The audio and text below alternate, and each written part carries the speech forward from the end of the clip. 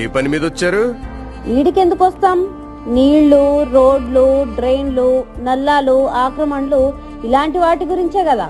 ఇక కేసీఆర్ 10 ఏళ్లుండి ఒక్క పని చేయలే గాని అప్పులు మాత్రం 1000 కోట్లు చేసి ఇక జిహెచ్ఎంసీ నెత్తి మీద ఎట్టిపోయిండు. అవునంట కదా, ఈ మధ్య తెలిసింది. ఇంతకీ జిహెచ్ఎంసీకి ఎంత బొక్క పెట్టారు? ఇక రోడ్లు, ఫ్లైఓవర్ల కోసమని ఎస్ఆర్డిపి నుంచి 6300 కోట్ల రుణం తీసుకుండు. ఇక వాళ్ళు దిగిపోయే ముందు వరకు రూపాయి కట్టడాయే. ఇక ఇప్పుడు జిహెచ్ఎంసీకి గొదిబండలాయే. ఇంకా ఉన్నాయా?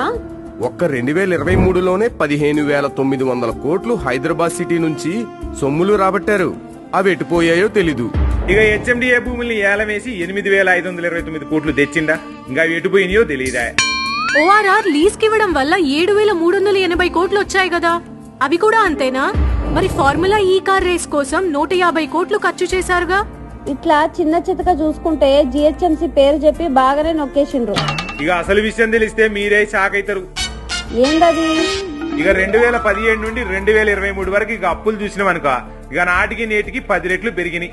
మరి గవర్నమెంట్ నుంచి జిహెచ్ఎంసీకి ఏమి ఇవ్వలేదా? ఇక తిన్నది కొండంతా, ఇచ్చింది గోరంతా. 10 ఏళ్లలో 1800 కోట్లు మాత్రమే. దారుణంగా లూటీ చేశారు కొడుకులు. ఇదంతా రేవంత్ అన్న సర్కార్కి గుదిబండలా తయారైంది. ఇక ఆయనే ప్రత్యేక శ్రద్ధ పెట్టి సరిదిద్దుతున్నాడు. ఇక మనకెందుకురా ఇంకా అవినీతి బీఆర్ఎస్ దొంగలతోని. ఎంచక్క రేవంత్ అన్న ఉన్నాడు చూడు, ఒక్క ప్లానింగ్ తో వెళ్తుండు. గది గతంతోనే పోదాం.